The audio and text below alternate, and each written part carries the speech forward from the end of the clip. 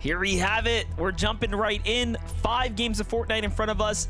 You'd be so surprised at how fast these games will roll by, but more importantly, how surprising it will be when a team walks away with the victory royale, because yesterday was full of surprises as we've seen a number of different teams pull through in the final moments when it mattered most. So for those that did not, some of those S-tier caliber players, Taco, we will be seeing here returning again today.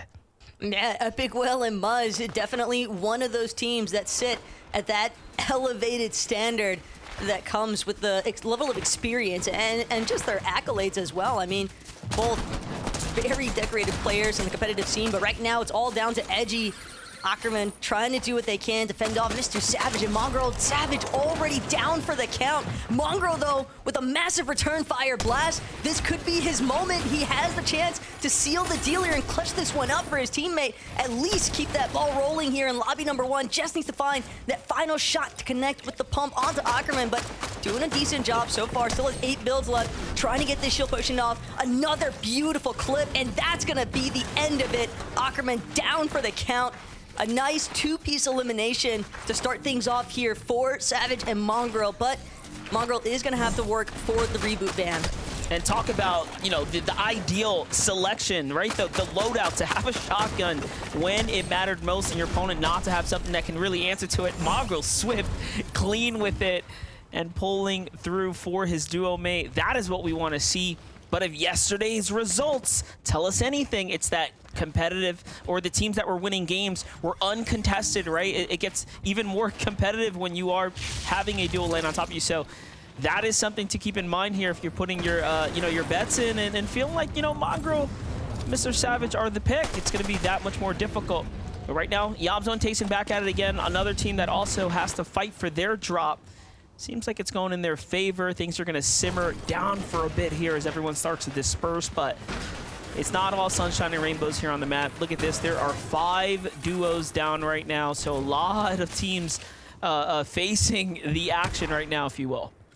And it makes sense for there to be so much combat surrounding Tayson and Iamzo because they are in a relatively saturated area for those slurp cacti, but they're not the only ones getting active early on. Yuma, along with Flinty, they're trying to pursue some eliminations onto Alex and Worthy, considering they've already got one of the Oshi boys. It's just down to whether or not they can finish off Worthy, and sure enough, shields exposed. White HP is all he had to work with, and it's just not gonna be enough. Yuma and Flinty win out the battle here at Restorials really early on, and that's some nice surge to get online this fast. This is looking like a repeat performance of teams that end up contesting Oliver OG. It almost never ends well with them. This is his strong, I would say his strongest benefit, right? Like this is where he shines best. Early contested battles against teams, he just always seems to pull ahead. This time, of course, he's paired up with Craze. He's not dropped or changed his drop spot in quite some time, so this is a huge mistake if you're trying to contest someone like Oliver OG. Let's look at the highlight though. Craze with the high ground here with the advantageous position, the little bit of additional mats. They come in, they collapse, and they find what they need. Well played for them. It's just absurd, though, to think about. At Breezy Coast, such a fringe location on the map, and yet Oliver and Craze, they successfully defended their drop against Statics and Pluto yesterday, but here today, contested one more time by an entirely different duo. So, again, how much of that adjustment do you necessarily have to make? Clearly what Oliver and Craze are doing is working out for them for the most part. They're able to find some form of consistency to maintain their position in that top end of the leaderboards, but it's gotta be a little aggravating to always have to defend your spot. Absolutely. Jumping in with teams that have to defend their spots. It looks like Miro and Pink have something to worry about here as NPen and Pump playing the low ground underneath their general area, rotating right now. You can see we have visuals in on NPen as well. Laser focused right now as they're pushing. They find Pink caught off guard. Pink and Miro seemingly playing separate from one another. Oh, but they don't engage.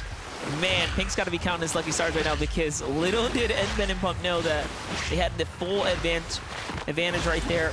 That base up above was you know, Miro basically wasn't inside of it, right? Vacant, if you will. But it goes to show just what kind of threat really surrounds these massive surge towers. If even just catching a quick visual is enough to kind of deter MPen and Pump from wanting to pursue that sort of fight early on, you have to imagine just how much of a nuisance it is to actually traverse these mid-map rotations into that desert area, or vice versa, depending on where the zone pools, obviously. But anytime you see those surge towers, MDF, you just almost have to anticipate that there's going to be at least 1 or 2 players operating from it. Yeah, I couldn't agree more. I do think that it's put a lot of fear into the players, right? Seeing them be that much more conscious and cautious around those towers, because you have to. Same thing for Epic Will can be said here. So he gets tagged a few times trying to farm out in the open world. Let's see, jumping in with Kanata and Cooper right now. Yesterday, no problems with Storm Surge for Kanata and Cooper. They managed to find excellent opportunities to fight other players. It seems like there is no difference here right now as they're going up against Pump and MPen, and they're looking to exchange on both sides. Of course, they do have some options to regenerate here off the Cactus. Kanata didn't find as many tags as he probably wanted, but still, nonetheless, a few is better than nothing here. Yeah, could be even a little bit of deja vu for Kanata and Cooper when you consider that last major after semis day 1 upper bracket, they were the team in first after the 5 teams that had gotten their victory royale, so technically 6 on the leaderboard. So if they're trying to continue the pattern of last major, we might see them with a top 5 performance here today in upper bracket day 2, but obviously their intent is clearly on finding a victory royale for themselves. They don't want to have to wait until day 3. Sure, you can make the joke that it's extra practice, but obviously you want the stress to be over with and know that you've got your seat on the battle bus for grand finals. Looks like Velo and Geek had a pretty drawn-out battle. No extra shields here to work with. They're just base down right now. Zypha and Shore listening to what unfolded, watching here, trying to see if they can get a chance to jump in, and they just might here. Be paying close attention to that one. Meanwhile, Ritual and Reap playing for the forecast tower here in the high ground spot to go ahead and fish for tags in the area. I think another good point to consider, though, just looking at the 2 teams that were contesting each other at Classic Courts, keep in mind, yesterday, that was Bugha and Aviv's drop, but they were uncontested. So here today, obviously open territory, that's going to encourage more players to want to kind of encroach upon that sort of space because they know that there's obviously good metal, some decent amount of resources to depend on. But if you make it through from day 2 uppers in someone else's drop that qualified from day 1, that does leave you in a pretty difficult position, I think, to have to make a choice when Grand Finals comes around of, do we actually want to contest here or do we look to go elsewhere with our drop? What do you think about this disengage right now from MPen and Pump? They found the elimination onto Cooper, and then they just decide to leave Kanata instead of finishing him off.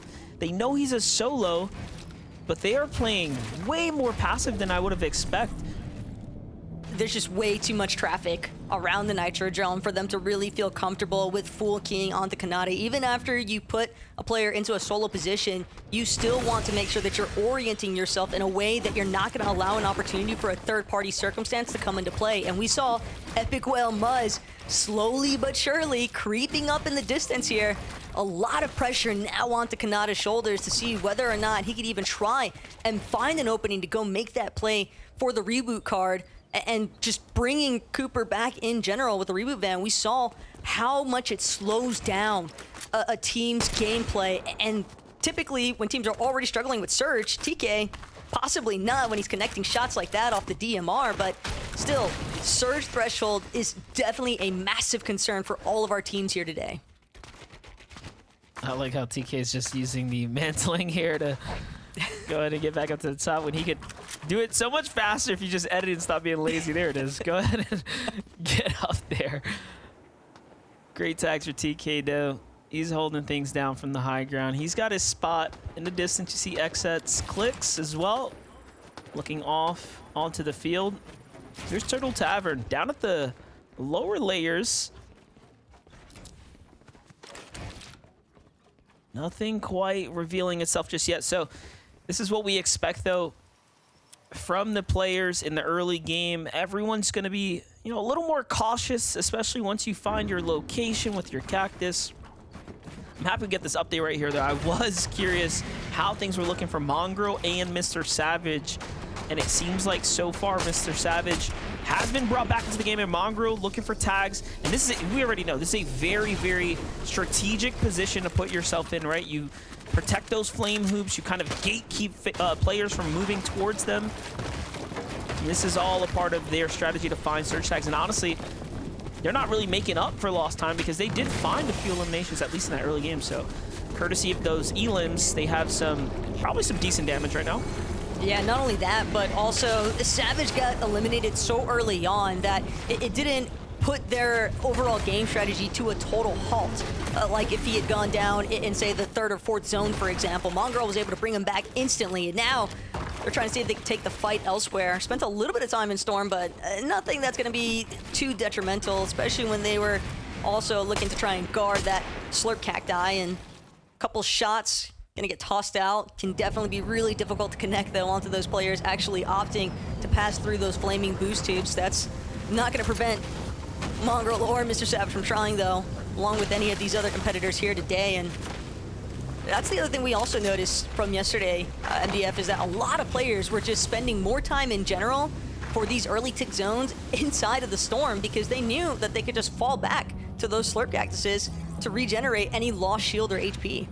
That's right. And with the flaming boost hoops, you know, it's so predictable, right? You know exactly where you can get point A to point B, navigate between them, and get right back to a number of different cactus to go ahead and bounce back.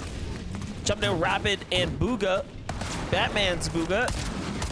They've been playing very, very well. Been the talk of the Pro Town lately. Right now, things are looking pretty hot for Rapid here, and he's gonna wrap things up pretty fast. As far as this elimination is concerned, hunting down Kaizen, taking quick work of them, and they're going to go ahead and be able to secure all that loot. And they realistically needed this little bit of extra time to get their material counts back together, so otherwise wouldn't have been as comfortable here. Reet and Ritual get a chance at the early Rift Island if they want to, but a lot of duos here to the eastern side. Definitely ones to be scoping it out. Going back, though, to Batman, Booga, and Rapid, keep in mind, they are technically uncontested today, whereas yesterday they were dealing with a bit of a triple con situation, so that's also bound to at least cause for some adjustments in their early surge strategy. Granted, with those last 2 eliminations, we saw them pick off, but it's more so about how well they're going to be able to kind of try and cut off teams that are rotating from that underworld position. It could be a big part of the reason why we saw MPen and Pump trying to rotate as early as they did earlier on and not looking to actually engage with Pink because they didn't want to get cut off, essentially, and worry about Batman, Booga, or Rapid rotating in. Speaking about big rotates right here, Mongrel and Mr. Savage have eyes on TK. Just took to the sky. Unfortunately, the tag's not quite there. Gotta hit those, though. It's going to be extremely critical. We start leaning towards a late portion of this game right now.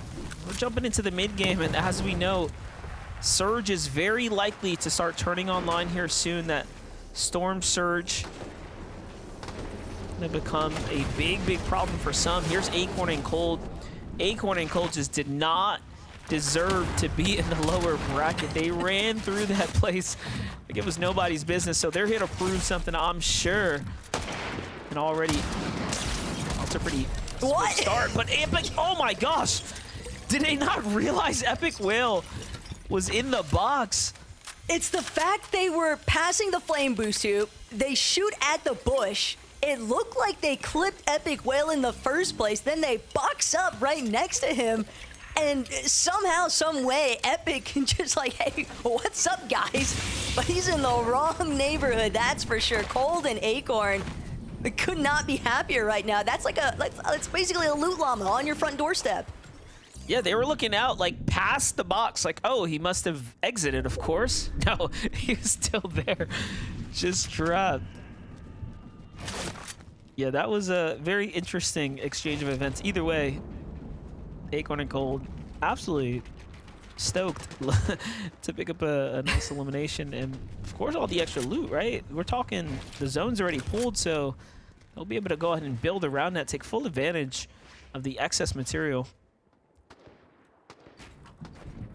It is always funny though when you just you finally see like the, you know, that like pause, that quick moment of confusion. I think it was. It's like disbelief, you know. It's like, Well, it was wait, also what? like I believe it was like one of the ESL clips actually I saw with Quanti. I believe he was running with an opposing player from a different team in front of him. Granted, it's a different, you know, obviously a different kind of custom map and things like that, but it's still just funny where even the pros sometimes can get a little bit mixed up here. But yeah, unfortunate stuff there for Epic Whale. Didn't see Muzz nearby either, so he might have even been performing as a solo at that point already.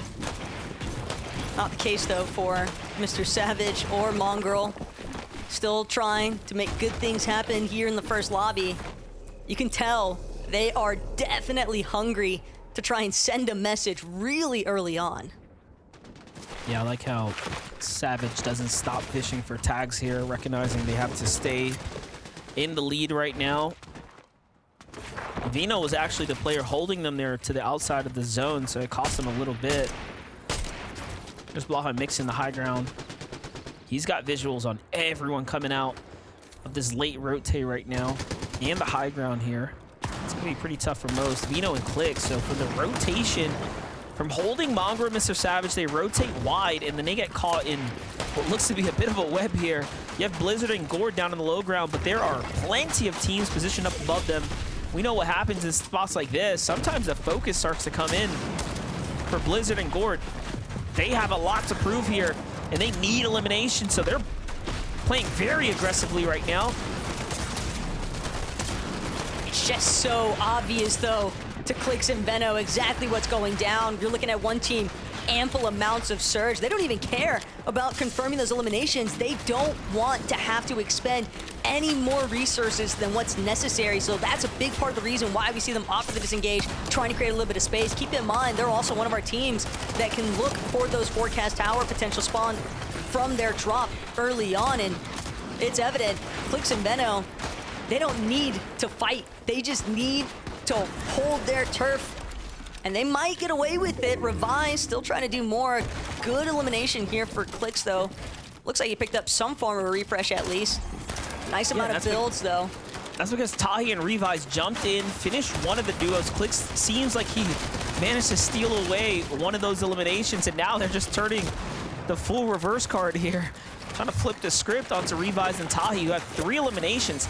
I don't know how they have 3 eliminations, but find themselves so grossly below the surge threshold, where Vino and Clix have a single elim, and you can see how much more damage they've managed to do in this same game. So, you know, it just goes to show that just because you have elims does not mean you are in a strong position for the game. And we know Vino and Clix for sure have the forecast tower, right? Like, for them to get dead center like this, yeah, you'd have to expect this much, but the situation just went from bad to worse there for Tahi, already slightly under that surge damage threshold, and Vergo just clipping him with that gatekeeper, ensuring that he's not gonna have a chance to push any further. Doesn't have any shields. In fact, Tahi has been picked off from elsewhere. Not sure if that was Clix with a nice flank wraparound. Looks to be the case, but that's just gonna be one more body to throw back into their box, one more refresh, a little bit more of those siphon mats that they can pick up, and now Clix sitting 2 eliminations. This is exactly what they were hoping for, considering that they didn't even want a fight in the first place. yeah, watch this. The knock right there, right onto Tahi as the Storm Surge was just turning online. And you know, you gotta give them credit. You gotta give Tahi credit for trying to take the fight before the Surge turned on. It was very desperate, but it was a necessity, if you will. Unfortunately, it is against the likes of Clix and Vino, who quite honestly shine in those types of situations. So we develop on. Yamzo and Tayson got the low ground. Miro and Pink seem like they're under the attack of the Surge right now, and they have the longest way to go. I correct myself, as they're the last team to move right now. Ooh, huge. Still not enough. That's what Miro was hoping for, though. You see Pink and Miro trailing a little bit further behind everybody else. They were hoping to catch a team or a solo, just like they did Thrill Tavern there, but it's not good enough. Pink and Miro separately picked off, but again, just another duo under the pressure of that Storm Surge. There's really only so many options. We saw a player like Tahi you try to get active before the storm surge start to come into effect, but again, the moment that you start losing 25 a pop, like realistically speaking, you're usually going to be in a pretty toast situation. There's another player that is below the damage. Surprisingly, Kanata and Cooper, we're hyping up the fact that they don't typically find themselves in a situation, and here it is. Doesn't last for long. Oh, but the little edit of leaving the wall open behind them, Kanata almost loses tournament life, and then this is another one. Unfortunately, you have to assume that things are a little stressful right now, and Cooper and Kanata fall a bit early. Mongrel, Mr. Savage being one of the few that come in and take full advantage of the situation right now. And look at that, they get to secure the loot here. That's a huge, huge swing for this team right now. Keeping tabs, though, on exactly what just took place here. You can see Mr. Savage, just like you'd already pointed out, MDF, spotted an engagement taking place. Actually gets credit. Kanata got the initial tag onto Glow, and he steals it away at the last moment, which is why Cooper and Kanata were left in such a troublesome situation. So tough break for their Lobby 1 run, but they still have 4 more matches to reflect on and see if they can find their victory royale later. Right now, though, Cold and Acorn, Ritual, all these teams over the River of Styx. An even bigger potency threat when you factor in that now you might have players rushing into your box, not only with the crash pads, but with the underworld dashes as well. It's incredible stuff right now from Reet and Ritual, playing the low ground here. Very comfortable. Vino and Clix doing exactly what they did before, knowing where the storm is going, and then putting all the pressure on the team surrounding them to go ahead and make sure that they give themselves comfort on the low ground. We saw this yesterday, very specifically, that they will find edits like that and try to almost force the lobby to target you or force you off of their layer. Quick floor edit as well, just to refresh those underworld dashes. Probably only a matter of time before they're on the move to match the pace of the rest of the lobby, but Tayson and Yamzo, they've been managing to keep their heads above water for the time being. A couple of heads-up plays trying to chop out some of the players that were looking for moments of hype takes, and now quickly catapulting himself to the front side of zone off that crash pad. Only has 1 remaining, though. You can tell Tayson, he's gonna wait for the perfect moment to actually utilize it. But right now, a lot of pressure from above. A good chop, though. That's Baka and Pars, who fell a couple of layers there. Now Tayson, Yamzo, Nitro Splash comes out, clearly wary of their surroundings, but they want to claim this mid layer. They want to make sure that they also try to stay towards that front side of zone. Exactly the same mentality from Mr. Savage and Mongrel, as they now look to operate from ultimate low.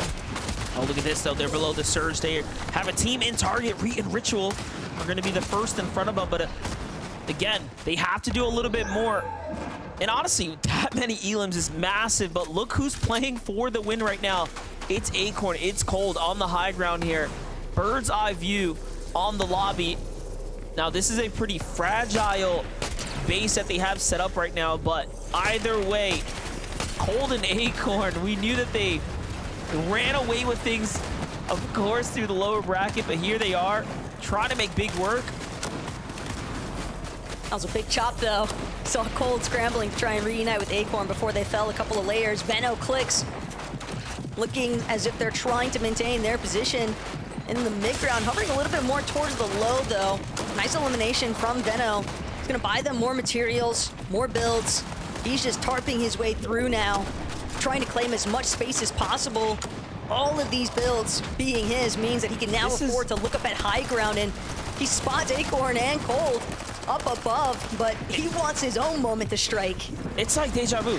Like, Clix and Vino know that they're going to play the low ground right around zone 11. They're going to start looking to shoot for high ground. You can see they're putting their focus up top, but it's a little too soon right now. Holding Acorn, we're comfortable for a moment there. Now, here comes the spring up, but Batman Boogan Rapid, same idea in mind. It doesn't get any better for other teams that are trying to take advantage of the chaos up above, but Batman Booga secures the high ground with Rapid right now. 5 elims here, and the pressure continues to come through from different teams down low. Clix tries to take it, but no, couldn't get a footing there, and now it is anyone's game here. Vino, Clix, start building up for high ground. Who has the mat count? Not Batman Booga, that's for sure. And Vino takes advantage there still. Picks up a little bit more now, and he is down for the count. So can we see Vino and Clix win the first game? It might just be unfolding here. Well, Cold and Acorn are also down and out for the count. Clix and Veno, they might not have many materials remaining, but they still have just a little bit of Floatberry Fizz to squeeze out what's looking to be a potential win from the high ground. MDF Mixon also under some heavy pressure. Clix trying to do what he can to put down the suppressive fire. Mixon goes up, almost finds a big tag, but Veno, excellent recovery there alongside Clix to defend their position. All coming down now to Mr. Savage. Mongrel! Mongrel has a side angle, and he's actually playing spoil. He ends up taking down Clix, who let his guard down, and this gives the chance for the Young Bucks to come from the low ground. It's Shadow wins the game with Mason, one of the duos that broke apart from their previous teammates, banded together, now find themselves in the grand finals, and it's all because of the one critical decision of Mongrel choosing the high ground team. He tried to play for the win. What a insane way for that game to end there. What an excellent job, though, from Shadow and Vergo, because it was absolute chaos from the low ground. It was looking like a bouncy house as well, just because so many teams going off from those crash pads. It's honestly almost a miracle even that they were able to spot out Mongrel towards the end. If Mongrel had any white heals, maybe that could have turned in his favor, but the only duo remaining manages to steal this one away, and that's got to be an excellent feeling, MDF, because now they know we're set for the grand finals. That's right, Shadow 1X makes another FNCS Grand Finals, this time through the win. Well earned. So give us a moment, we'll tab up the scores here, and when we get back, it's more Fortnite.